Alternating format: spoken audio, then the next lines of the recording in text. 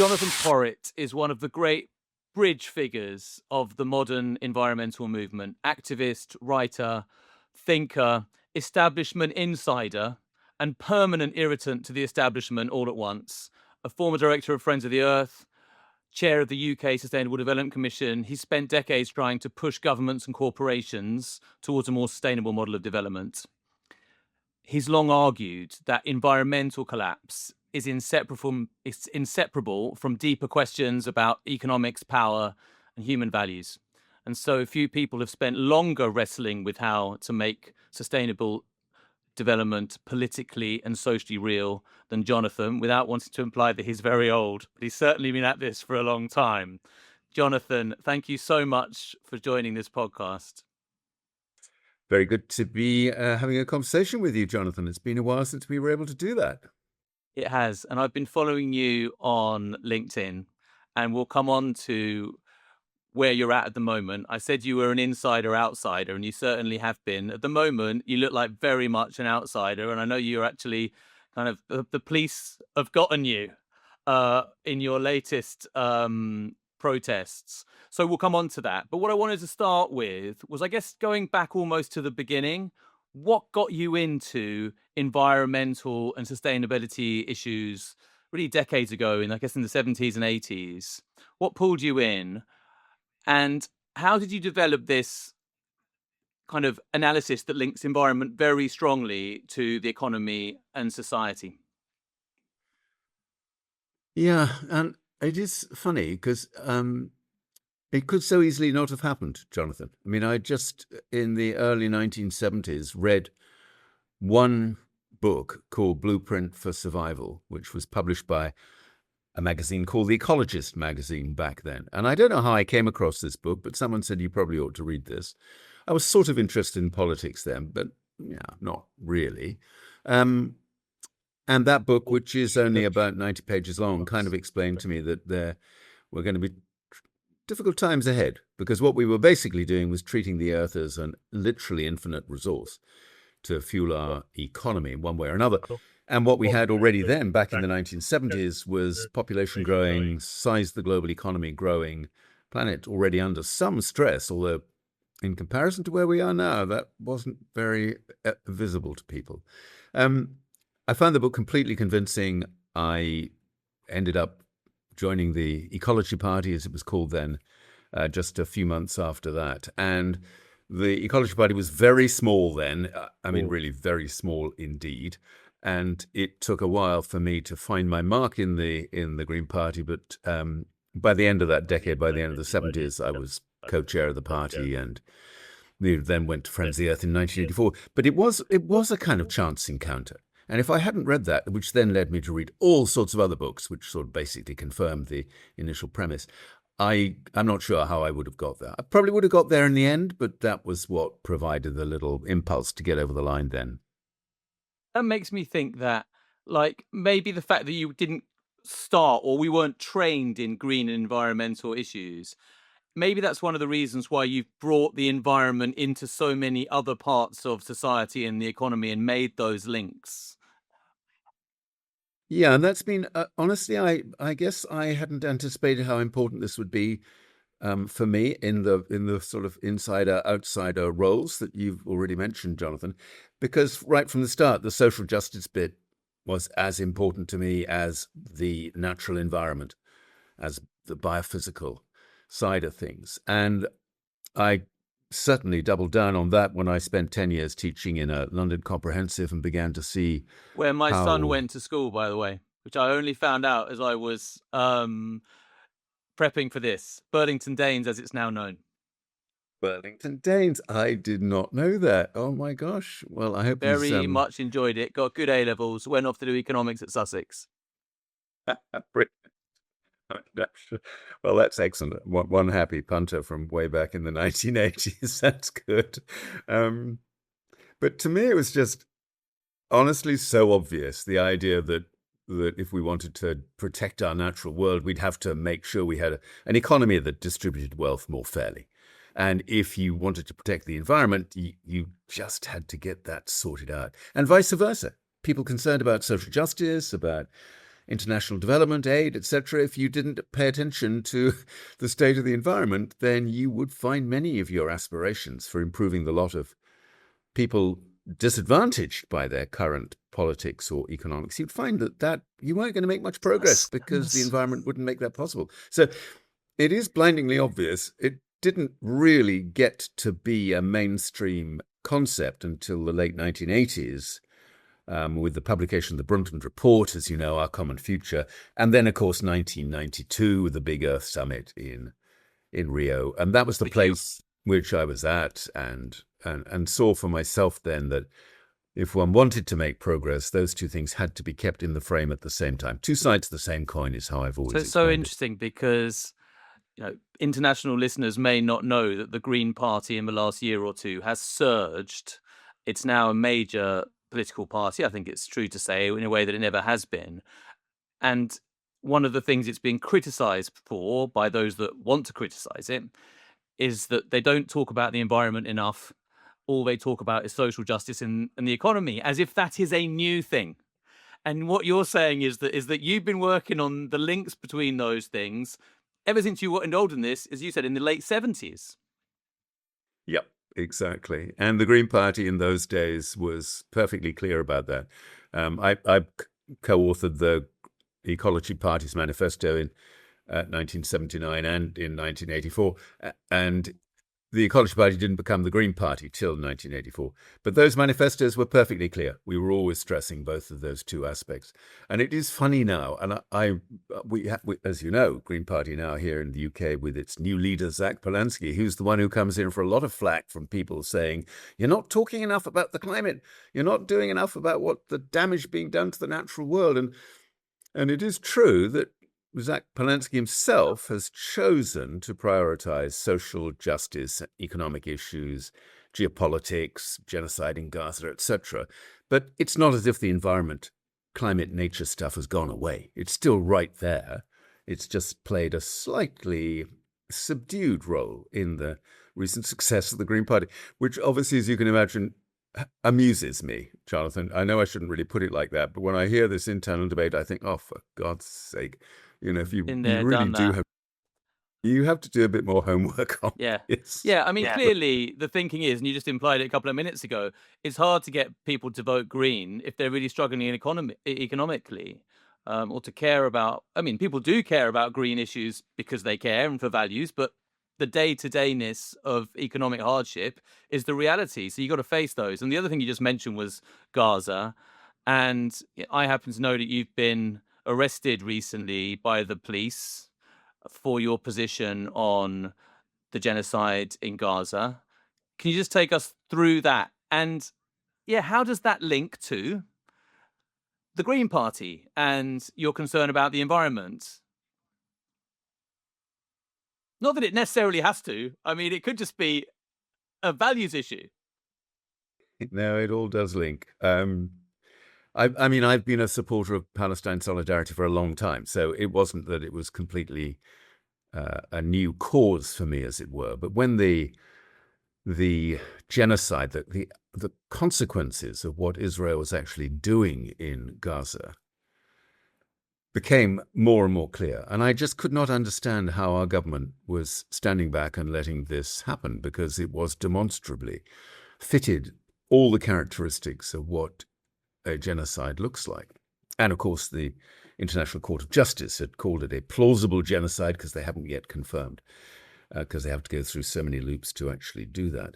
So I then stopped going on the Palestine solidarity marches as the only way of expressing my concern, and began to support an organization called Palestine Action, which, of course, had been prescribed by the government as a terrorist organization. Now, I think pretty much everybody recognizes that that prescription was a deliberate attempt on the part of our government to silence an organization, and to silence it by saying that anybody who supported it was a terrorist, or at least a terrorism-supporting individual. So, yes, I've been arrested 4 times now for holding up a little sign saying I oppose genocide, I support Palestine Action, and who knows what will happen with that legal process, because right now the Court of Appeal is looking at whether or not the government was lawful in its prescription of Palestine action. But the connection is quite important to me, Jonathan, because at the same time as we've seen the genocide, Israel has set about destroying the natural environment of Gaza completely. I mean, they've literally gone to every conceivable length they could have done, not just in terms of knocking down the built environment, but destroying what was once a land that had really good resources to help feed people, beautiful olive groves, enough land. I mean, not the best land, but enough land. And Israel's just destroyed all of that, destroyed the water environment, sewage environment, destroyed anything to do with Gaza having enough of its own electricity. And tragically, of course, that's what Israel is now doing in the West Bank and in the south of Lebanon. It just goes on. So there's a very strong connection there for me, which has been really important all the way through. Yeah, one of the nicest books I've seen in the last couple of years was a poem about Gaza based around the issue of the olive trees and how important those are for people there, both environmentally and symbolically and socially. And I guess, again, international listeners will be possibly really surprised about the fact that this organization has been banned and that you've actually been arrested for taking a stand against genocide. But also some people who know your career might be surprised about that as well, because as I've said at the beginning, you, at one point at least, were the consummate insider. I mean, could you have been more insider? You were, for those that don't know, very close, probably still are, I don't know, with then Prince Charles, now King Charles. You were in number 10 in the Blair government, working on trying to make the country, the British, the UK, more sustainable. So you've done that.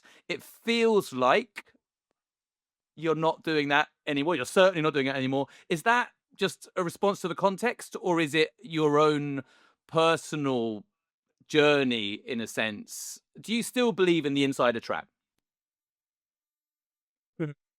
So much, it has to be said. And I guess that this reality dawned on me after 10 years advising the Labour government up until 2010, when, of course, we had a big change in this country. The Conservative government was a Conservative Liberal Democrat government was elected. So I ceased to be an advisor to government then.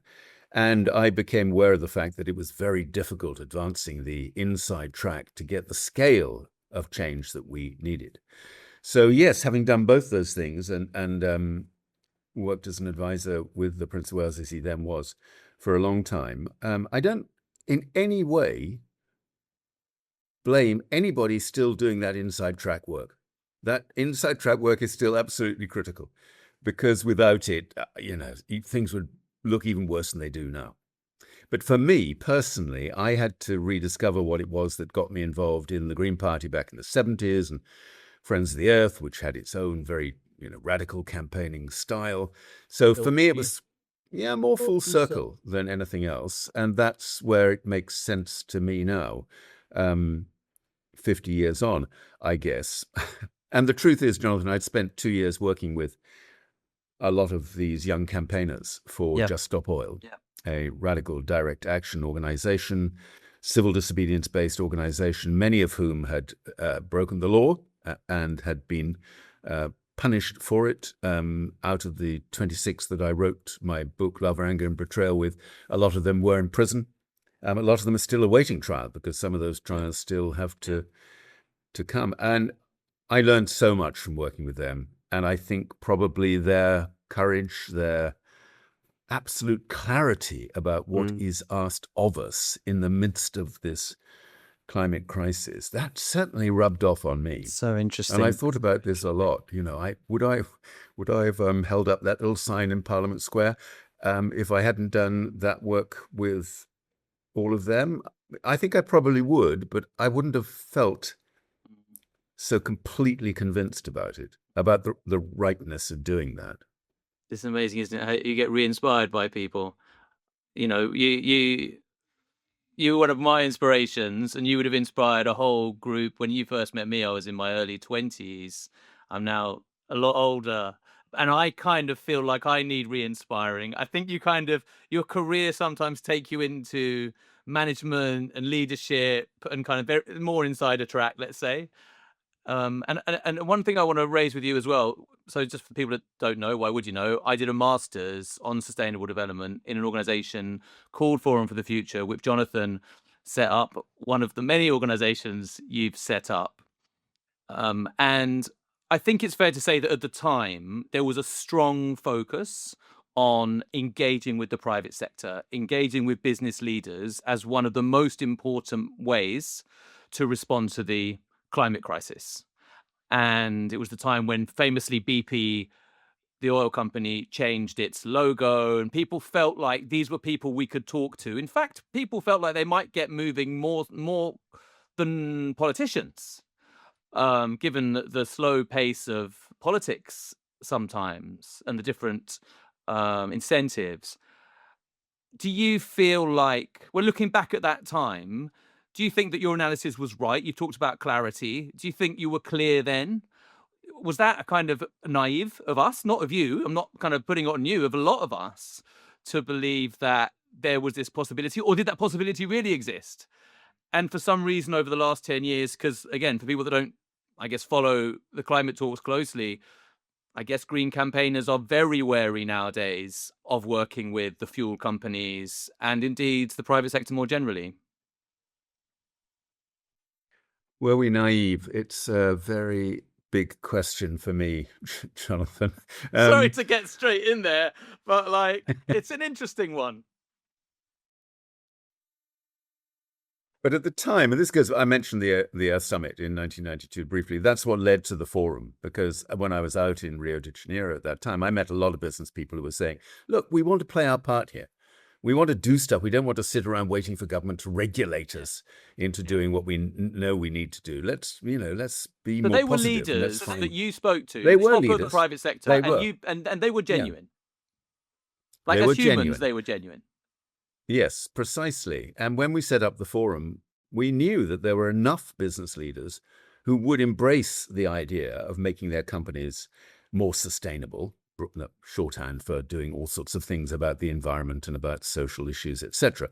But we knew that, and that proved to be the case, because we set up the master's course that you were talking about there, Jonathan, in 96. And at that time, business leaders really did respond positively. The difficulty, of course, about all this now, and I think we all understood this all the way through, was that businesses can only really do what the market allows them to do. And when you live in the middle of an extremely aggressive neoliberal style economy where the interests of the shareholder are paramount, it's very hard for companies actually to dig in and change, to transform behavior. They can ameliorate the negative impacts they have. They can create lots of innovation to provide more good things, better products, etc. But they can't change the rules of the game. Those rules are set by governments. And I think it took us in the forum perhaps too long to realize that we had to recognize the limitations of the private sector.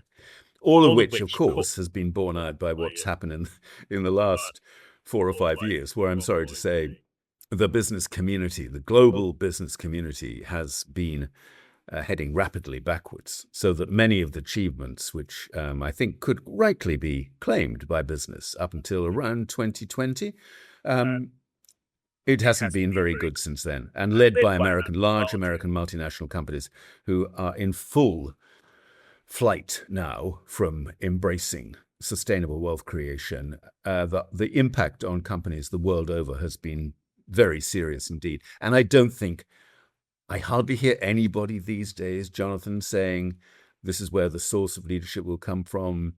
They'll put pressure on governments, etc. I don't hear any of that now. It's gone. Where do you think the leadership will come from? Yes, this is what remains, of course, the permanent question. Given that I'm now pretty critical about what business can do, and given that I'm pretty critical about politicians, then there's only one place to go, Jonathan. Protest. That's civil society. And in the end, I guess I do have confidence that we will see a very different very clear-headed approach from more and more people in society that this has to change because they can see for themselves it isn't working. The trouble is, of course, not much else is working either. Cost of living crisis obviously overwhelms people's sense of what is possible at the moment. It is bound to loom larger than the climate crisis, which is, somewhere out there on the horizon as far as they're concerned. So I know having confidence that that will eventually work sounds sometimes a bit naive again, but where else is it going to come from? Politicians, they don't really want to take the leadership roles they need to take here. I feel that people today, especially in the global north, so I've been living for a long time in Colombia, and the perspective I think is very different from the global south. It is, and I've said this, in a lot of places, so it's a bit boring for people that have read what I've been reading, but the sense of possibility and opportunity is equally present as the sense of crisis. And I think the sense of crisis is very felt in Europe and the Americas, because clearly our economies are in trouble and we're coming to the end of a period of kind of global dominance, and it's challenging. And people feel in these countries in the global north that we have entered a period of decline and transition, possibly of collapse. And in the green movement, the word collapse is kind of used quite commonly. Do you think so? And I mean, one of the good things about having been around for a while, myself now as well as you, is that one has a bit of history. And there was a time when things were moving in the right direction. And plenty of times throughout history, especially in the 20th century, where so much progress was being made. And so I think that, from my perspective, I'm trying to keep as much opportunity and hope as a kind of despair, especially when one thinks about the medium term. I mean, the constraints right now are clear, but it's possible to think out of that, isn't it? It is absolutely, and we have to go on doing that. It's true that the perspectives are very different depending on which country or which part of the human family you're talking about. And a lot of that goes to the whole dependence on economic growth. I mean, we're in an incredibly difficult situation here where in richer northern countries, politicians still rely on the promise of increased economic growth in order to achieve their programs and make life better for people. So we have a kind of impossible fix there. Either they do achieve that growth, in which case the environment gets trashed, which is what happens as a consequence of much of that growth, which is still very hostile to building in proper environmental safeguards, regulations, etc. Or they don't achieve that growth, which is the case here in the UK and in many OECD countries, in which case they end up with very disaffected electorates who frankly blame the degree to which their lives don't improve on the politicians who promise much and deliver little. So the economic growth trap is an extraordinary one for politicians to get themselves out of. It's not like that in many other countries in the world, where, as you say, there still seems to be a way forward where they can maintain the kind of economy which will improve living conditions without incurring that kind of massive environmental damage. But even so, Jonathan, it's a global economy. Those countries in the global south are still on the receiving end of really horrendous post-colonial investment strategies by rich multinational countries that care very little, to be honest, about the interest of those countries and their natural environment. So it's not that you can say that there's one pattern going on in the rich north and another pattern going on in the global south. It's not like that. This is still a unified global economy with phenomenal exploitative, extractive, destructive power at its heart. And that damage is now surfacing in the lives of more and more people. It's not a theory now. It's felt as real physical pain on the part of hundreds of millions of people already. I mean, people talk about the climate crisis as if it's something for tomorrow. The number of people whose lives now are negatively impacted, and in some cases already devastated by climate impacts, grows and grows every year, as And I'll you tell know. you why I think that you're right, that maybe it's just my instincts as well as yours, but you're right that it's civil society and kind of, I guess, it is politics, but it's not necessarily the politics of politicians that is going to get us through this, because I think possibly it's the question. We underestimated how disruptive and difficult the transition away from fossil fueled capitalism would be, but not now because of the actual economic or technical constraints. I'm not going to know about it as much as you do, but I've read Bill McKibben, for instance, on solar power, and it feels that actually the way forward is quite possible nowadays in terms of the cost of cheaper energy. So the constraints and the barriers are quite clearly the interests of a few. And given that, and given how close those few are to powerful politicians and sometimes one and the same people, it does feel like a kind of groundswell movement linking civil society all over the world and those progressive, maybe that's an annoying word, but uh, sustainable development prone politicians that still exist that could lead us through this. And there are politicians like that and leaders. There are, absolutely. And of course, for them, their choices now look so much more positive than they would without that technology shift going on. I mean, the truth of it is we could now get out of our dependence on fossil fuels within no more than 5 years because of the huge That's change amazing. in the technologies around renewable energy, not just renewable energy, but storage and smarter grids and all the rest of it. And it is utterly remarkable, the speed with which that now is impacting. And you mentioned Bill McKibben, who's another of my great heroes, whose book, Here Comes the Sun, is a wonderful uplift for anybody who's feeling just a bit down. He's a very realistic guy, Bill McKibben. He's not at all what I call a phony optimist. He's really grounded in the politics of making this transformation happen for real. But he points out now that this is something that is available to any politician who wants to seize hold of this in rich Northern European countries and across the world. So politicians don't have to retreat into their fossil fuel bunkers. They don't have to say, well, we'd love to do that, but we can't, because if we don't continue with our use of fossil fuels, we won't be able to drive the economy in the way that we need. That's not true any longer. That makes it easier for politicians to seize hold of this upside, this set of new opportunities. I don't want to overdo that, because otherwise we'll begin to sound like a couple of old techno fixers, Jonathan, which I'm sure neither of us really wants. This stuff. It was called techno optimism back in the day. Still dodgy. It's still dodgy, but there's a bit of techno optimism in the sense that actually, cheaper fuel, green fuel now exists. That's an optimistic technical fact. But I think techno optimism has really hit against the wall of the real techno optimists were the ones that said, don't worry too much about the politics. The technical advance will save us.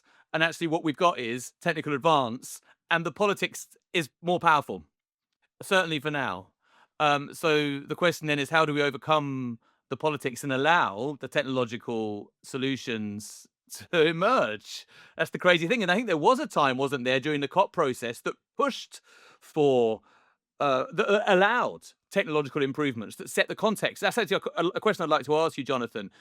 Like, in your experience also of global cooperation and the institutions of global cooperation and the processes, maybe especially that started in Rio in 1992 and became the COP process, what's your experience of those? And do you feel confident about those? And how would you change and evolve those to help give us the right context for progress?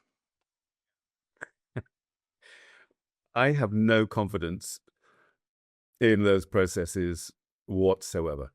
And I came back from the Earth Summit in 92 thinking to myself, whoa, bloody hell, okay, they've done it. They've brought these new international treaties into being. There seemed to be sufficient political will. Even the USA was going along with it. And then from that point on, I watched as this wretched international diplomacy got bogged down in the Framework Convention on Climate Change. And of course, the fossil fuel industry, which is nothing if not resilient in its own way and very smart, recognized exactly what they needed to do to make sure that nothing would happen through that treaty process. And we wasted 30 years. You don't think the Now, I no Paris, longer. sorry to interrupt, you don't think the Paris moment was an important moment in kind of facilitating some positive policies that then led to investment in the right places in the economy? Maybe a bit. I mean, I made myself very unpopular with lots of people who think that Paris really represented a game changer in this global climate diplomacy story. I don't think it changed anything at all. Everything was still voluntary. Governments set their nationally determined contributions, didn't meet them, were asked to revisit their targets, didn't make any difference. The trouble is, and it was all voluntary, of course. So yes, it was useful at the margins, but did it get politicians to the point of understanding that this was about transformation, not about little incremental pushes along the way? No, it didn't help in that regard.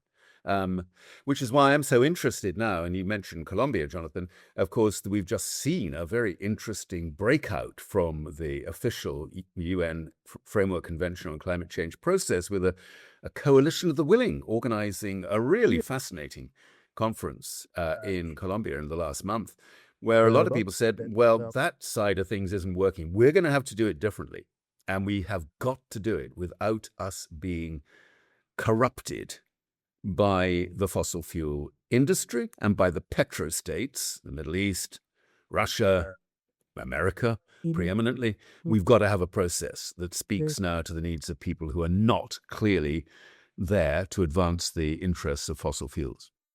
Oh, I'm pleased you mentioned that. My team, and in fact, Joanne, the producer of this podcast, were in Santa Marta, and we were working closely with the Colombian government to deliver a part of it. In fact, the civil society section of it. So we're super proud about that conference, and I fully agree with you.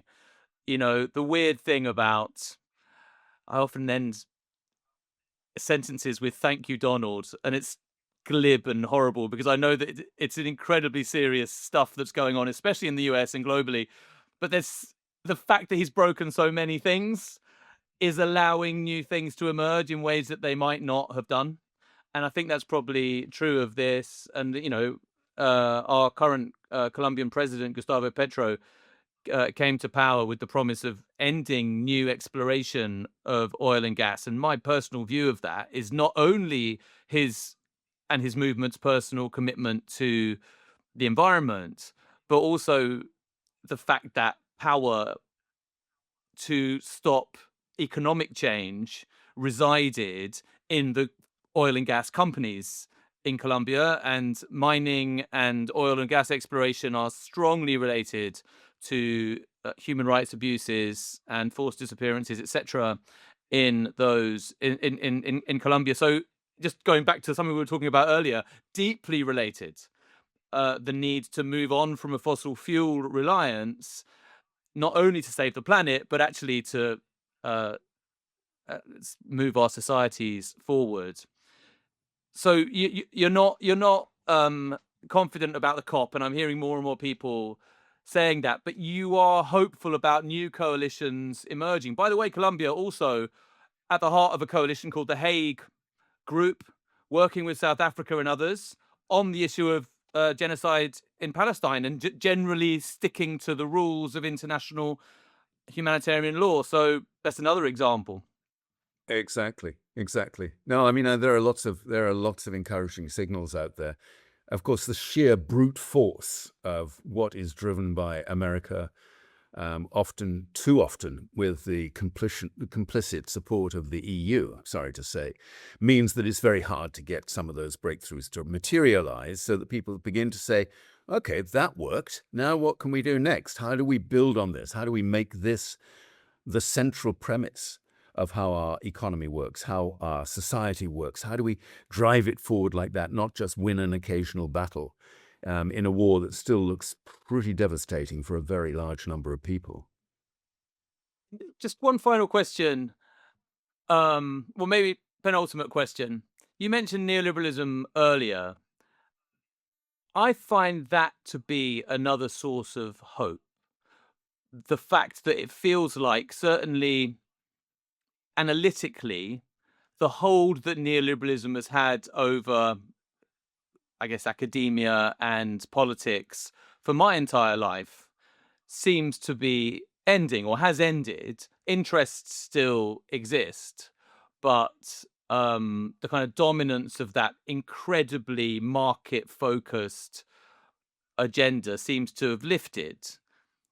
Do you agree with that? And does that kind of give you some kind of optimism?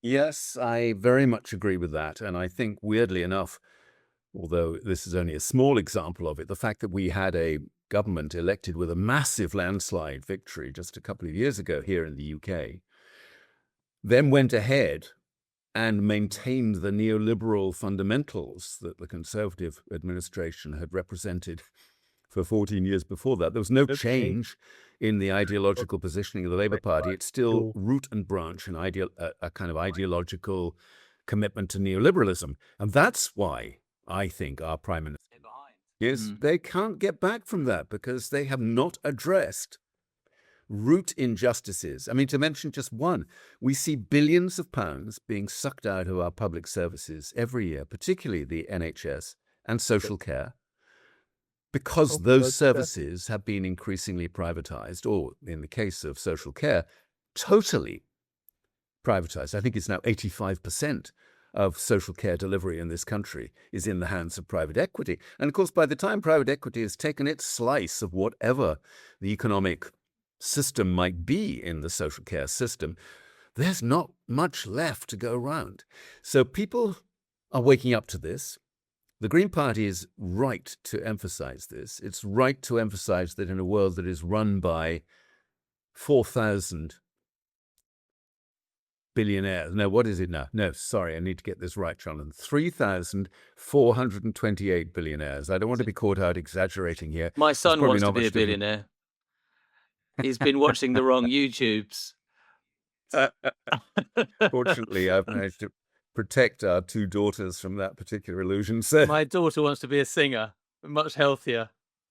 that's much better. That's much better. But, you know, we got 158 billionaires here in the UK, and people are suddenly thinking, well, okay, life's pretty good for them, Wow. but it sure isn't pretty good for most people in this country. And then you've got this power base, this a very elite force in society that can still bend the market to go on improving their already super privileged lives, while the vast majority of humankind find themselves stuck in the same place, not moving forward. So for me, Not only not moving forward, but in certainly in the UK, and I apologise to people around the world, but just to kind of go into our little parochial UK discussion, not only not moving forward, but seeing their living standards fall and their chances of their children fall for the first time in living memory. That is really worrying for people. And my analysis of, again, for those that don't know, our current Prime Minister, Keir Starmer, is the most unpopular prime minister we've ever had, or certainly, again, in living memory. And it's not because he's that much worse than others. It's, in my view, because people were desperate for something different. You just implied that, and they didn't get it. And that's just, there's going to be a radical change. The question is, what kind of change is it going to be? And we've seen kind of anti-Islamist marches on the streets of London this weekend, which is just unbelievable. But that kind of change is on the cards. The shift to the really scary right. It seems to me that we need a really radical shift of another kind if we're going to stem that. Yeah, no, I agree. And if you like, that kind of spectrum of political views now gets clearer and clearer. You can see it for what it is, and that's good. So when I remind people that we have always had majorities of people voting for progressive parties of whatever kind it is, however much they feel betrayed when those parties then don't deliver. Theoretically, the UK has always been a country that has basic fairness and a built-in sense of what makes for social cohesion at its heart. Of course, the likes of Reform and others can now feed off people's disappointment, feed off their sense that this is just a economy geared to continually disadvantage them, and they turn that to very good effect, as we know. But if we get this politics right, and we do it before the next election, it's game on, as far as I'm concerned, at a deeper ideological level. Because as soon as you go beyond just the trite story about we need more economic growth, as soon as you dig below that, that isn't what people want. People want fairness in their tax system. They want public services that actually work. They want communities that are able to remain cohesive and tolerant and decent towards each other. You know this, Jonathan. As soon as you look at what people really want, take out the ideological stuff, it all comes down to the same stuff. They want to live well, and they want to live in a fair, supportive, resilient community. And that's the way in which we can actually rise to the challenge of climate breakdown and nature breakdown. That's the kind of politics which would enable us to address those twin crises. I think, I work very much, obviously, in the international space, and I guess most of my colleagues and the people I talk with are from the global south. And I'm not sure people around the world understand how badly in trouble Europe and North America is. I guess they see Trump, so they must know that. But, the UK is close to a very right-wing government with all that brings, not only to the UK, but in their international positioning. The same is true of France. Not sure if the same is quite true of Germany, but major countries are in that place. And it does feel like those of us that care about international issues need to really focus on home issues as well if we're Europeans, because the world will go the wrong direction if these people get into power. Jonathon, you've written a book recently. Can you just tell us what it says? And also, can you recommend anything else that you've read or seen recently that you would recommend for anyone else? Could be a film or anything, and we'll end with that. Sure. So the book I did with these 26 young Just Stop Oil campaigners is called Love, Anger, and Betrayal. And possibly, even after a brief encounter with this conversation, people will recognize that the anger is actually largely mine, because I do bubble over with anger quite a lot of the time in a relatively good-hearted way. But nonetheless, I feel very angry about what's been happening. The love is what I learned from them. I mean, their incredible empathy for what's happening to people around the world, the degree to which they could share that sense of, that's what drives them forward, is the love they have for the whole notion of humankind and for people whose lives are already blighted by the climate crisis. And the betrayal bit, well, we haven't touched too much on the story of sustainable development, but at the heart of sustainable development is the reality that one generation should live in such a way that it does not trespass on the rights of future generations to live their lives in the future. And of course, we have betrayed young people today, but we've just literally trashed their prospects for a safe climate, a fair economy, etc., etc. So the betrayal bit is absolutely clear, I think, at this stage. So I loved writing that book. It was a great privilege to work with those people. In terms of what else, well, we've mentioned the wonderful Bill McKibben and his book, Here Comes the Sun, which I love. And if anybody's feeling a bit gloomy, and after all, when we contemplate the climate apocalypse and the breakdown of nature and grotesque inequality and pandemics making a bit of a comeback, when you contemplate that sort of the polycrisis side of things, it is a bit easy to get despairing. The wonderful writer Rebecca Solnit, I knew you were going to mention Rebecca Solnit. Yes, he's written about hope. Oh, come on. Am I that predictable? No, to me, because I know you and I know this sector. But that's great. Not everyone will know her stuff. I mean, yeah, she's an utterly brilliant, genuinely enlightened commentator on human nature and the politics of what is going on today in a deep way. I mean, a really deep way. And so her new book, which is I always get this wrong. The beginning is the end is in the beginning, or the beginning is in the end, whatever it is. And it's reflections on whether or not we have any entitlement to genuine hopefulness. What should make us truly hopeful about the future? And I love what she's done, because she just reminds people, take a longer sweep on this. Since the 60s, a lot of things have got better. Yeah, there are very powerful people trying to unpick a lot of the things that have got better now.